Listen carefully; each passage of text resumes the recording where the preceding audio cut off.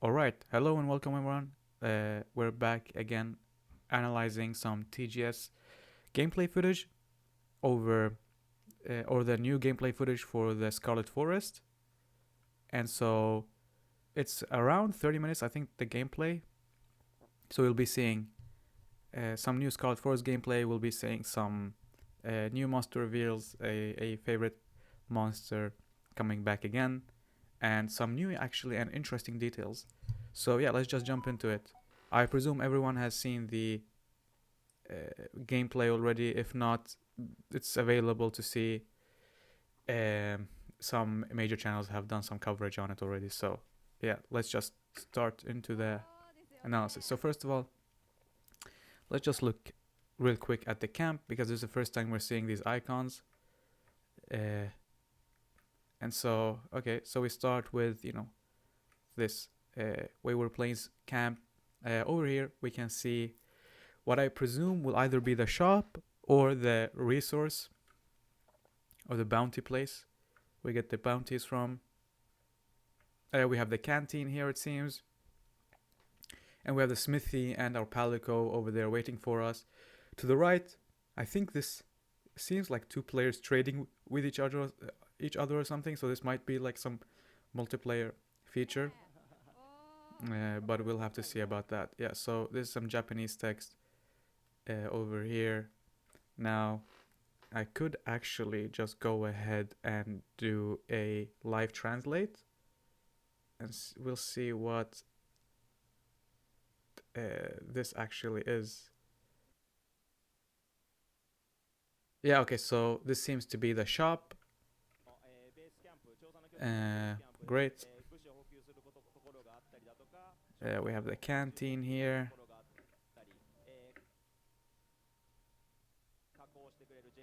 Right.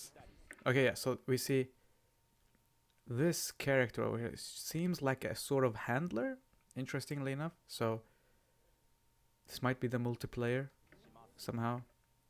We have, okay, so here we have Gemma, our smithy. Um, so that might be the Palico smithy. By the way, this is a very beautiful shot of the Windward Plains. I mean, just look at how beautiful this is. Which is also why there's this controversy about the PC requirements for this game. But I have a 480, so I'm not too worried. So we'll see about that. But yeah, this is a different time of day than we've seen before. It seems they said in the um, watch party, the English watch party, that it's dawn. So that's interesting. We might also have a night cycle. But yeah, this already seems much more polished than we've seen before in the gameplay demos. We see a lot of, we see a big herd here, like making the world really, really feel alive. There's a Dashaguma. And we see here that we got like a Balahara quest. And we can see that we got decorations. So it seems that decorations are back. RNG decorations are back. That'll be interesting. Okay, we see the map. We see Chemitress here. And I just wanted to look at this menu real quickly. So we see that. So first of all, I believe this will be high rank. So we're in high rank right now, unless they've changed it. Because these monsters were like 2 or 3 stars before. I think. Yeah, I don't think there were 4 stars at least. And it doesn't make sense that they're 4 or 5 stars. They seem to be starter monsters. I think we're in high rank currently. I think this is an alpha Doshaguma, which is why it's also 5 stars. But yeah, I think that's why Chatakabra is like 4-star, Balahara 4-star, Chemitress is 4-star, which makes sense. They're like, I guess they're at the same level. Maybe Chatakabra should be a 3-star, but that's not what's the important part here. That's the important part here is the stars, the purple stars over here, and so this seems to indicate difficulty. And so this is interesting because it's what it says, just basically that the same monster can have differing levels of difficulty. And I think that's the way they're gonna do the different quest types in this game. So instead of having like this quest board where you choose, let's say like a quest with a Tigrex and maybe another quest with a harder Tigrex, this will be the thing that indicates how hard a monster will be. What also indicates the reward level, right? Let's just look at now that I have the live translation app, we can just see that it says individual difficulty. So this will or strength. So this will be the strength level, which also indicates how much rewards we get. As again, we see some decorations. This one just gives decorations, it seems, and there will be differing levels of quality for these decorations. So that'll be that's interesting. What does this text say? And okay, so this seems to be like, okay, so it says Daryl wants to talk in the first one, Zato wants to talk. So this seems to be like notifications, or let's say quest notification maybe. That's cool. Fruitful period. Okay, so we're in the plentiful period, sand plains, Toshaguma. Yeah, all right, great. So events that are occurring, we can see down there. Okay, nice. Down here we can see that's the events that are occurring. Let's see what this text says. A beast dragon species. Alright, so it's just describing Quemetris. Alright, nice. So okay, so that's the screen for like showing the current monsters and their strength. And we can just skip forward here. I just want to like mention the detail, like the lighting detail, and how it reflects off the monster is really amazing. Okay, and now he's gonna show. Okay, so I find this very jarring. I hope it's like not the case in the future, but how it just completely changes from night to day in like a matter of 2 seconds. I think it should be a more gradual change. Otherwise, it's like a bit jarring. How it just turns from dawn to day. But yeah, we see him bringing him over to the small monsters, and it seems that you need 3 of them. So 2 jumped on, the 3rd one made it fall. Okay, so yeah, now we see Chemetris. Again, let's just look. Does it say anything special? No, it does not. Now they're gonna show us the seamless transition from the maps. Yeah, and they mentioned that locale progression will be story locked, so you're gonna need to do some story beats in order to open certain locales, which makes a lot of sense, to be honest. Imagine like in World being able to go to the Elder Recess from the Ancient Forest straight away, right? Doesn't work like that. But yeah, so we see the atmosphere change, the ambiance, which is great. We're seeing like how we're going from when we're playing to the Ancient Forest.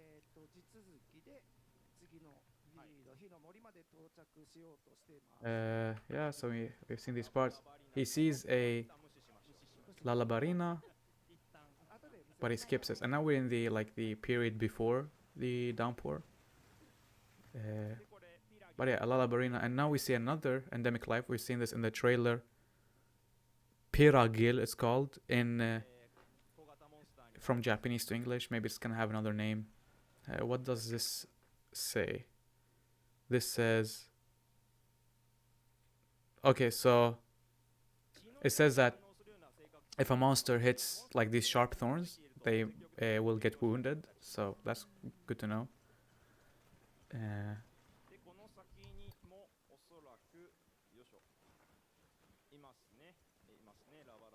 Right, so we see another Lalabarina. So it seems that there are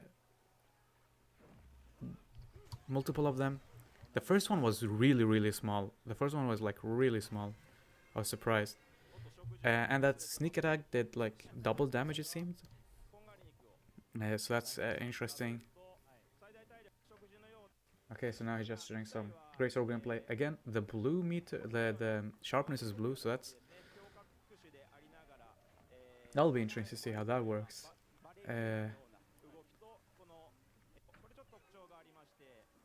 Right, and it seems he could. Okay, now he hit one, but if he hit many, you'll get debuffed. Okay, that makes sense. And we see the debuff timer up to the left. It was 7 seconds. Paralysis. I like the debuff timer. I like knowing information. Sometimes too much information isn't nice. Alright, so now we started the quest. What does the quest say? Let's see. Okay, so it says hunting the Labarina. Alright. Makes sense. And we have a timer to the right as well. So what he basically said is, I don't really like understand Japanese or whatever, but I can pick up on some phrases. But he said like the timer starts after you do some certain damage. Okay, so he's bringing it to the Doshaguma over here, and this seems to be an. Is this an alpha Doshaguma? I think it's more red. I think this is an alpha Doshaguma, but it's alone, so that's interesting to see. Okay, then I'm gonna show the turf war. She jumps on him, stabs him some couple of times, throws her down, and just hammers her. But yeah, she gets, or the Doshagama gets paralyzed. So yeah, that's interesting. There, she runs away because I guess that's the flight mechanic.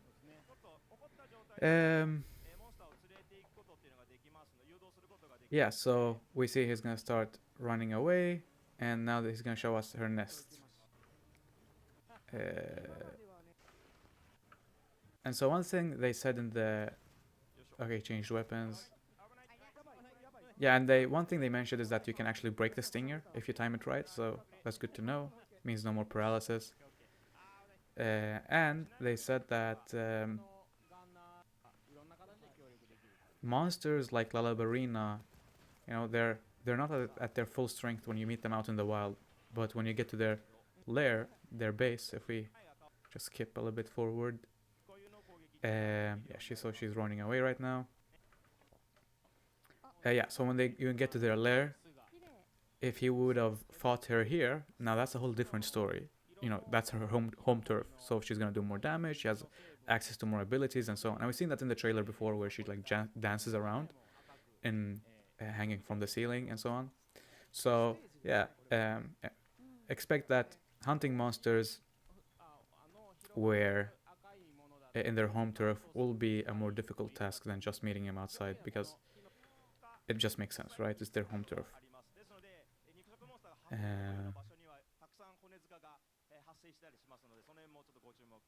Yeah. So that's it for the first part, right? Just a labyrinth. Oh, we have a Yan Kut Kut doll. Okay, so the second part, right? This is a title menu. It's probably saying connecting or something. Such cool. Okay, so we see what do we see here from the left, right? We see game start, gallery, online store, options. So the basic stuff from Monster Hunter World. Going into the save or load screen, so we can load our individual saves up to 3 as usual. One thing interesting to note here is first time we're seeing the Labarina Palico armor, and also you can customize secrets and not just armor, colors, and I think the colors mostly is what we've seen. We haven't seen any different shapes, but I do really believe they're gonna show like different shapes of the secret, because that's how they did with the Palamis as well. But yeah, so secret customization confirmed, not just in armor sets. Okay, again, the Labarina armor, we see that sword and shield looks really cool.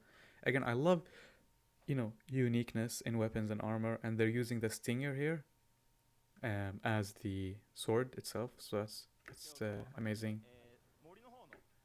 Let's see, anything special here? We see what's his name? Eric, I think it's called.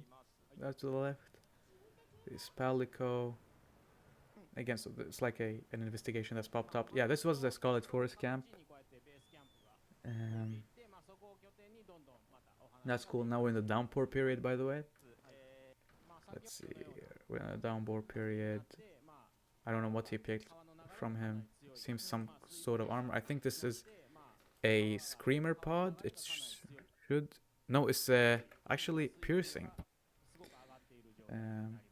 See a Doshaguma here again. Okay, and we see Aunt Duna. Downpour, right? But she's really big. Like, she's really intimidating. Uh, yeah, really intimidating. And I love the water simulation. Like, look at this. Boom. Now you get a wave, right? And it seems that you take damage from the wave as well, or at least staggered. And I think that will be one difficult part of the uh, hunt. But look, I wanted to focus on the colors. Just look at it across. Very muted. Everything in general is very muted, right? Very big, very large AoE attacks. I think they mentioned also that you can break its beaks. Sorry. Oh, look at this shark here. Okay, we see a clash. Nice. That guy got paralyzed. You can break its fins, but they take the reduced damage. Again, protective veil and so forth. That's a big attack. And I think Duna is most dangerous when we have the downpour period, as well as like Rei Dao.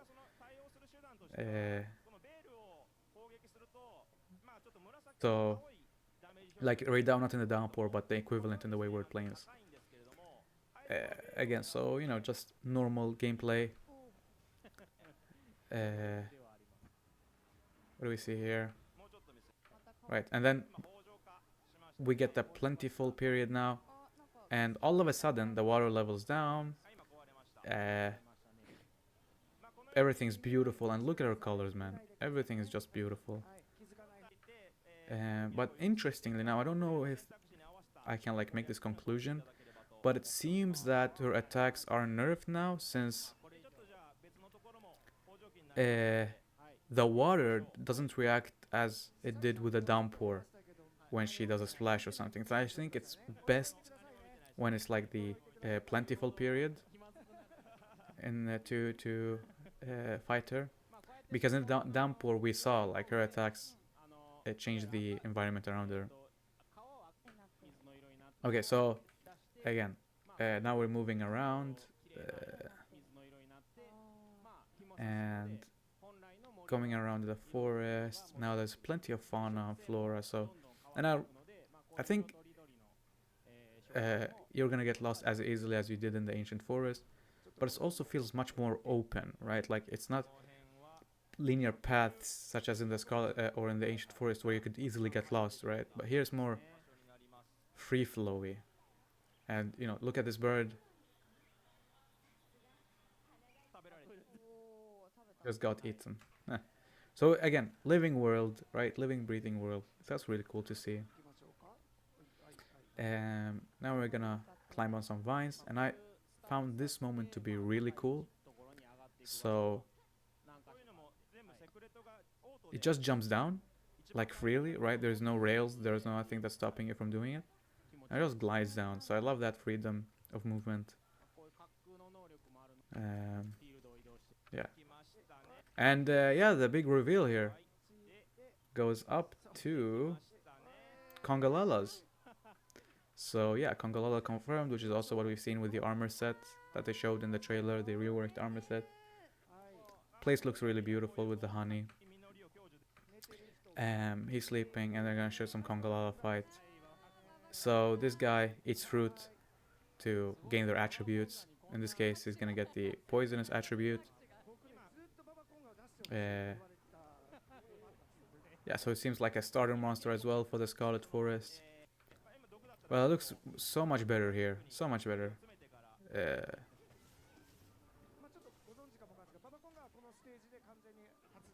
Yeah.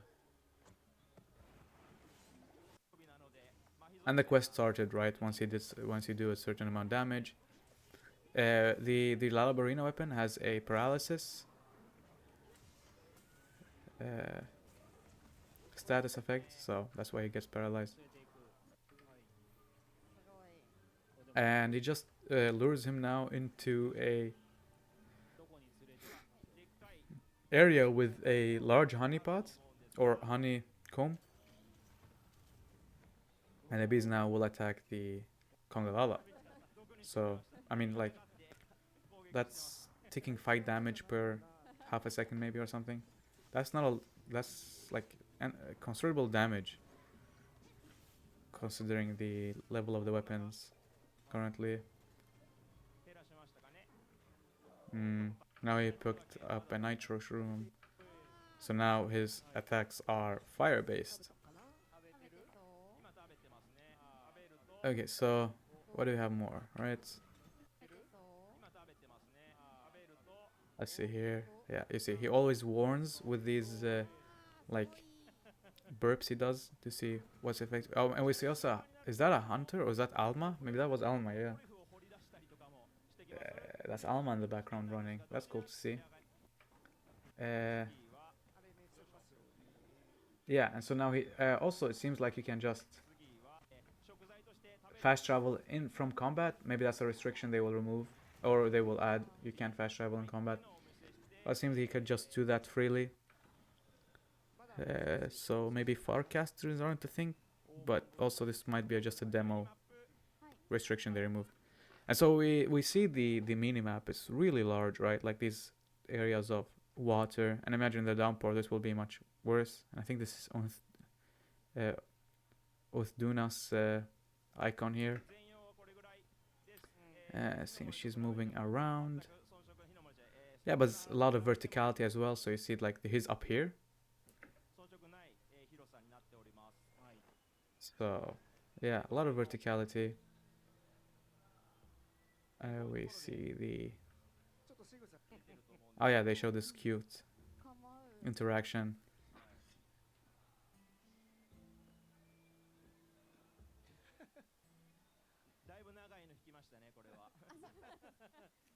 She hurt herself, starts crying and screaming, and your hunter gets panicked. But that's funny. Uh, yeah, so that's Alma's secret. Jumps down, and so we see a Gajao there. I think that is maybe. Uh, I wonder if you can fish that. I wonder what like this area feels. This area feels I don't know left out for some reason. Like it just feels like you would be able to traverse underwater here. To be honest, I won't lie.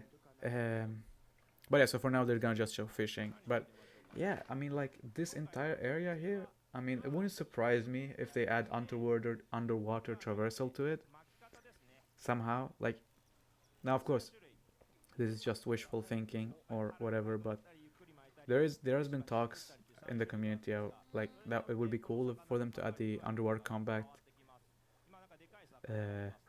underwater combat in the DLC. Now, I'm one of the people that think that they won't do that because of the just adding like this entire gameplay mechanic of having underwater combat and animations and whatever feels too far fetched.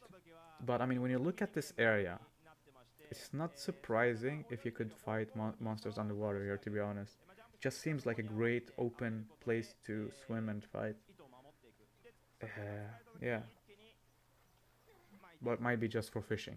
We don't know, or they might have just normal traversal somewhere here. Yeah, so you know, just basic fishing, and some areas are just open, like this place here, right? It's not covered by stone, so and I don't know what these icons are to be honest. Like, what are these icons? Are they like from upper levels, lower levels? What's so uh, that's interesting to see why they're in the middle of the water. And so now we're in the Woodwood base, and they didn't show anything from the Ian Kutkut, so this just increases my thinking. Oh, that's Kongalala armor for them. Thinking that they will be used for story purposes. So that's maybe why they won't show them, because like you might not be able to hunt them straight away. I think the way of hunting them will be like uh, what's it called, like some, I mean, maybe a rampaging kutku, or a one that's gone wild, like it's not tamed anymore, berserk. So yeah, we see like them communicating with each other and so forth. And now we're gonna climb to the even upper higher levels, and we see that the weather is changing, or the time is changing. So now it's uh, starting to get to nighttime, and so this is the gradual change I've been talking about, not like the one in the Wadeward Plains, but now it's like more gradual, and over time we're gonna see it uh, becomes darker, and now they're starting to gather here, and now it's dark, right? It's night for them, and now they'll light a fire. But yeah, we see like this is the canteen person. That's the handler behind. So yeah, It'll be able to interact with some of them. Maybe there's even the village chief, or at least someone important, because it's the only one with like the different outfit. But yeah, so that's it for the gameplay. There were some interesting bits. It's just, to be honest, like it's not like the Scarlet Forest is really cool to see, but they didn't show anything major except for Kongalala. Um, I think what's the most important part of this trailer is like seeing like some intricate details that we've missed before, and I think this is even a later build of the game, because it's much more polished, it seems. But yeah, so I believe, like, the smaller details, like how the gameplay would work if you were playing it, is what we actually got from this trailer. But yeah, so with that, they end the stream with the gameplay section with a the usual February 28th. Uh, I guess the next major information uh, drop will be at the Game Awards. I think that's when it makes the most sense, and also that's when they will announce a playable demo, because then we'd be what, like 2 months from the game, so that would make sense. But yeah, with that, guys, I hope you enjoyed the analysis, um, and until next time, please stay tuned and see you later.